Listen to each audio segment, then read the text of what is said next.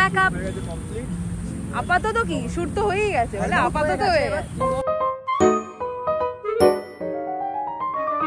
Hello everyone, welcome back to my channel. Welcome to the another vlog. This is Andy. আজকে তোমরা বুঝতেই পারছো আমি অনেক সেজে গুজে আছি। তো আজকে আমি যাচ্ছি আমার লাইফের প্রথম একটা শর্ট ফিল্ম শুট করতে। তারপর আমার আরো একটা প্ল্যান আছে, আমি ওখান থেকে যাবো শরৎ সদনে, একটা ফাংশন আছে সেখানেও যাব। তো চলো তোমাদের আজকে আমার পুরো দিনটাই তোমাদের দেখাবো। তো হ্যাঁ, এটা আমার লাইফের first short film shoot. So yeah, this day is very special for me and তার সাথে চলো তোমাদেরও দিনটা স্পেশাল করি। চলো এবার তোমাদের আমার লাইফের পিছন দিকের কিছু গল্প বলি। এই কন্টেন্ট ক্রিয়েশনের জগতে আমার আশাটা কিন্তু খুবই একটা হঠাৎ ভাবে ছিল। আমার কেউ যদি তোমরা একদম প্রথম দিকের ভিডিও যদি তোমরা কেউ দেখে থাকো, মানে আমার চ্যানেলের ফার্স্ট ভিডিও, তাহলে তোমরা দেখে থাকবে যে আমি একটা আমার স্কিন কেয়ার রুটিন শেয়ার করেছিলাম সবার সাথে, আর সেটাতে 400 মতো ভিউ এসেছে। আমি খুব অবাক হয়েছিলাম সেটাই। সত্যি বলতে সেই ভিডিওটা কিন্তু এখন দেখলে আমার খুবই হাসি পায়। তো এভাবেই শুরু হয়েছিল আমার কন্টেন্ট ক্রিয়েশনের জার্নি। আমার ভিডিও করার উদ্দেশ্য একটাই ছিল যে তোমাদের কাছে যেন আমি পুরো র এবং অনেস্ট থাকতে পারি। আমি যাই প্রোডাক্ট ইউজ করি না কেন বা আমি যা কিছুই করি না কেন যেটা আমার পক্ষে ফ্রুটফুল, সেটা যেন তোমাদেরকেও শেয়ার করতে পারি আমি, আর তোমাদের লাইফটাও তার জন্য একটু সহজ হয়ে যায়। বাট তোমরা হয়তো আমার ভিডিও দেখে বুঝতেই পারো যে আমি কিন্তু পুরোপুরি র থাকি তোমাদের সাথে, কোনো রকম ফিল্টার্ড ভার্সন তোমরা আমার দেখতে পাও না। হ্যাঁ, অবশ্যই একটা নির্দিষ্ট বাউন্ডারি তো থাকেই পার্সোনাল লাইফ আর পাবলিক লাইফের মধ্যে, আর আমি মনে করি যে এটা কিন্তু প্রত্যেকেরই মেনটেন করা উচিত। আর তার সাথে কিন্তু এটাও বলবো যে কারো সোশ্যাল লাইফ থেকে কিন্তু তার পার্সোনাল লাইফ বিচার করা একদমই উচিত নয়। চলো গল্প করতে করতে কিন্তু আমি নিজের লোকেশনে অলমোস্ট চলেই এসেছি। আমি শুটটা করে নিয়ে তোমাদের আবার বাকি গল্পটা বলছি। তো আমরা চলে এসেছি লোকেশনে। এটা হচ্ছে আমাদের ডিরেক্টর, এটা হচ্ছে আমার কো অ্যাক্টর, আর এদিকে হচ্ছে আমাদের ক্যামেরাম্যান। তো ও একটা ব্লগ বানাচ্ছে, আমিও একটা ব্লগ বানাচ্ছি, দুজনে মিলে ব্লগ বানাচ্ছি। এটা হচ্ছে আমাদের স্পট। এখানে দাঁড়াও তোমাদের দেখাচ্ছি স্পটটা। এই যে এই জায়গাটাতে বসে আমরা শুট করব। তোমরা যেটা কবে দেখতে পাবো, আমরা ডেটটা এখন রিলিজ করবি না পরে করবি? হ্যাঁ, জুলাইয়ে, কোনো এখনো ফিক্সড এখনো কোনো ডেট নেই। তো এই জায়গাটাতে আমরা বসে শুট করব। খুব সুন্দর একটা লোকেশন। এখানে আছে ট্রাম লাইন, আর এই যে বসে আমরা শুট করব। এখন অলরেডি মোটামুটি বাজছে হচ্ছে 3:16।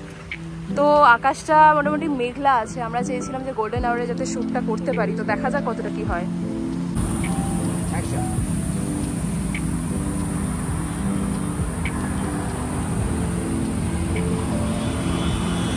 তো আমার কিন্তু প্যাক আপ হয়ে গেছে, মানে আমার পোর্শনে যা যা শুট ছিল আমি প্রত্যেকটা কমপ্লিট করে দিয়েছি। এবার আমার কো অ্যাক্টরের শর্টগুলো নেওয়া হচ্ছে। তোমাদের একটুখানি একটা ছোট্ট হিন্ট দিয়ে রাখি, আমাদের শর্ট ফিল্মের গল্পটা কিন্তু খুবই সুন্দর, একটা অন্য গল্পেরই অবলম্বনে এটা বানানো। তবে হ্যাঁ, আমরা কিন্তু নিজেদের বেস্টটা দিয়ে চেষ্টা করেছি যতটা এখানে নিজেদের ইউনিকনেসটাকে ধরে রাখা। মুভিটা রিলিজের পর তোমাদের আমি কমিউনিটি পোস্টে আপডেট দেবো। তোমরা কিন্তু অবশ্যই আমাকে দেখে জানিও যে তোমাদের মুভিটা কিরকম লাগবে। ইটস আ প্যাক আপ আপাতত কি শুট তো হয়েই গেছে, মানে আপাতত হয়ে গেছে। পুরোপুরি পিওরলি এডিটিং এর উপর নির্ভর। হ্যাঁ, পুরোটাই এডিটিং এর উপর নির্ভর করছে। আমি অলমোস্ট যতটা আমার সম্ভব দিয়ে দিয়েছি ব্যাপারটাতে। তো আমরা ভেবেছিলাম যে জুলাইতে মুভিটা রিলিজ হবে, কিন্তু তারপরে আমাদের এখন এই মুহূর্তে দাঁড়িয়ে মুভি রিলিজের ডেটটা কিন্তু অনেক এগিয়ে আসছে।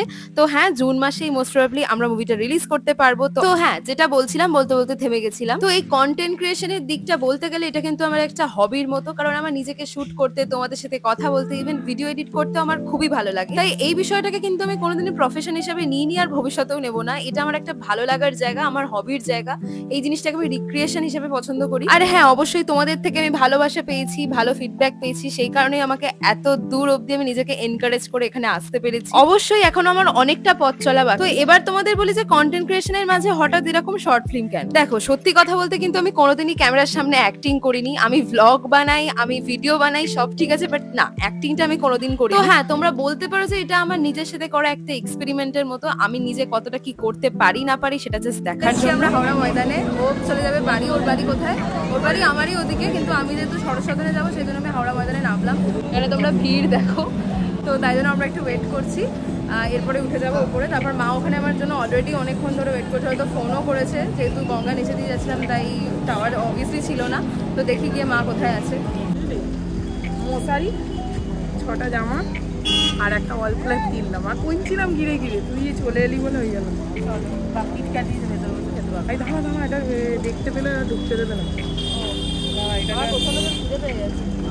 তো মায়ের সাথে তো আমার দেখা হয়ে গেছে। আমার এখানে পৌঁছানোর কথা ছিল অলমোস্ট 6টা নাগাদ, আর এখন বাজে 7টা। তো বুঝতেই পারছো আমি অনেকটা লেট। এতবার গল্পটা বলতে বলতে তোমাদেরকে ইন্টারাপ্ট করার জন্য I am extremely sorry, but আমার মনে হয় যে কারোরই তো একটানা গল্প শুনতে ভালো লাগে না, তাই তোমাদের জন্যই মাঝে মাঝে এরকম তোমাদের গল্পের মাঝে ইন্টারাপ্ট করা, যাতে তোমরা লাস্ট অব্দি ভিডিওটা দেখো। তো হ্যাঁ, কন্টেন্ট ক্রিয়েশন করতে করতে এই হঠাৎ এই শর্ট ফিল্মটা করার কিন্তু কোনো রকম প্ল্যানই আমার ছিল না। আমার ওই বন্ধুরাই আমাকে হঠাৎ করে বলে যে তাদের একটা কাজ আছে শর্ট ফিল্মে, তাদের একটা অ্যাক্ট্রেস লাগে, এবং তারা মনে করে আমার ভিডিও দেখেছে আমি সেই অ্যাক্ট্রেসের রোলটা ভালো করেই করতে পারবো। হ্যাঁ, আমি ওদের অবশ্যই প্রথমে বলে দিয়েছিলাম যে দেখ ভাই, আমি কিন্তু কোনোদিনই এসব অ্যাক্টিং এর লাইনে ছিলাম না, আমি জানিও না এসব কি করে করতে হয়। বাট ওদের আমার প্রতি বিশ্বাস ছিল এবং বিশ্বাস রেখে ওরা আমাকে এই রোলটা দেয়। জানি না আমি কতটা কি করতে পেরেছি, নিজের বেস্টটা দেওয়ারই চেষ্টা করেছি। তো চলো, গল্প করতে করতে আমরা অলমোস্ট সরস্বতনে ঢুকেই গেছি। ফাংশন কিন্তু অলরেডি শুরু হয়ে 2 ঘন্টা হয়ে গেছে, আমরা অনেকটাই লেট।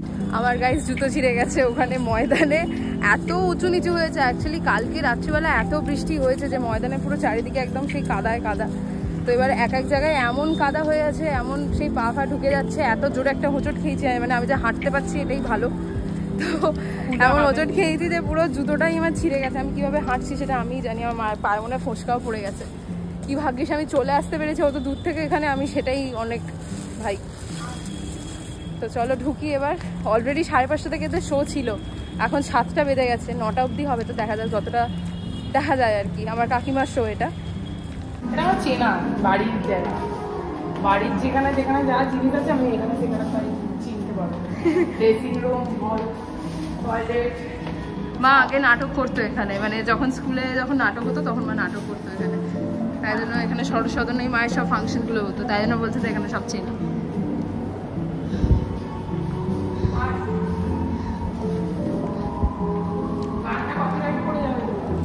না না, দেখেছো মায়ের কিন্তু ঠিক মাথায় আছে যে কপিরাইট পড়ে যেতে পারে। তো যাই হোক, আমরা কিন্তু হলের মধ্যে চলে এসেছি।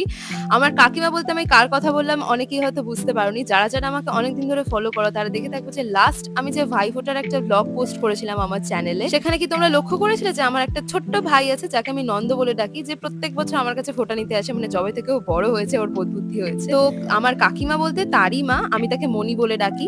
দেখো হলের মধ্যে এই অন্ধকারে ব্লু লাইটটা এত মিষ্টি লাগছে, যেন চোখের শান্তি। নন্দ আর ছদ্দিয়াও কিন্তু এখানেই আছে, কিন্তু কোথায় বসে আছে সেটা তো দেখতে পাচ্ছি না। আমরা নিজেদের মতো একটা জায়গা খুঁজে নিয়ে বসে পড়ি চলো। আর তোমাদের যেটা বললাম, আমার মায়ের তো এই জায়গাটা খুবই একদম সে নিজের ঘরের মতো, কারণ মা আগে নাটক করতো, তো সরস্বতী মায়ের অনেক নাটকই হয়েছে। আর এবার তোমরা অনেকেই বলবে যে তোমরা এসব হাতে জিনিসপত্র নিয়ে কি করে ঢুকে গেলে সরস্বতী। মানে বিষয়টা হচ্ছে আমরা যেহেতু একদম লাস্টের দিকে গেছিলাম, তাই জন্য আমাদের অত চেক করেনি। কিন্তু হ্যাঁ, অবশ্যই হলের পরিচ্ছন্নতা বজায় রাখার জন্য ওরা অনেক রেস্ট্রিকশন দিয়ে রাখে। তো চলো, মাঝামাঝি একটা খুব সুন্দর একটা সিট পেয়ে গেছি, এবার চলো পুরো অনুষ্ঠানটা এনজয় করি। আর এই হচ্ছে আমার পুচকি ভাই, যাকে আমি নন্দ বলে ডাকি। এর ভালো নাম হচ্ছে স্পন্দন। তোমরা অনেকেই যারা আমাকে ইনস্টাগ্রাম অথবা ফেসবুকে ফলো করো তারা দেখে থাকবে ওকে, অনেকেই হয়তো চেনো ওকে, কারণ আমি মাঝে মধ্যে ওকে নিয়ে স্টোরি, রিল এসব পোস্ট করতে থাকি। এই দেখো ছোট্ট ছোট্ট বাচ্চাগুলো একটা মিষ্টি একটা গানে নাচ করছে। তোমরা হয়তো অনেকেই বুঝতে পেরেছো গানটা কি চলছে এই ব্যাকগ্রাউন্ডের ছবিটা দেখে। যারা যারা বুঝতে পেরেছো তারা কিন্তু অবশ্যই আমাকে কমেন্টে জানাও। এই পুরো অনুষ্ঠানটাই কিন্তু পুরোটাই পুরোনো দিনের গানের উপর ভিত্তিতে ছিল। একটা সময় জানো তো, আমিও বাবাকে বলতাম, বাবা যখন এই গানগুলো শুনতাম বলতাম কি গান শুনছো তোমরা, কিছু একটা নেই, নাচার গান কিছুই বুঝতে পারি না।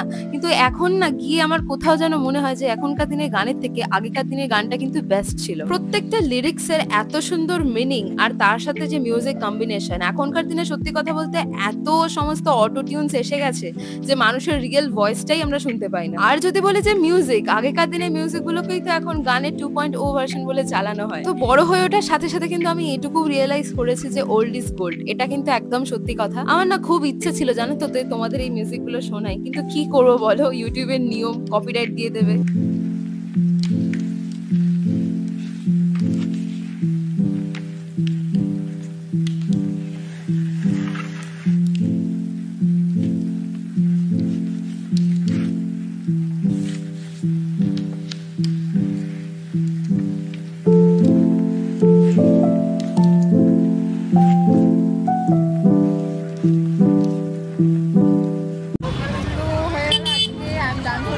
আজকের ভিডিও থেকে তোমাদের যদি কিছু ভালো লেগে থাকে তাহলে অবশ্যই লাইক, শেয়ার অ্যান্ড সাবস্ক্রাইব করে দিও আমার চ্যানেল। তো দেখা হচ্ছে তোমাদের সাথে পরের ভিডিওতে। আর আমার শর্টফিল্মটা কবে রিলিজ করবে না কি হবে আমি তোমাদের আপডেট দিতে থাকবো, তোমরা দেখতে থাকবে। চলো আজকে টাটা।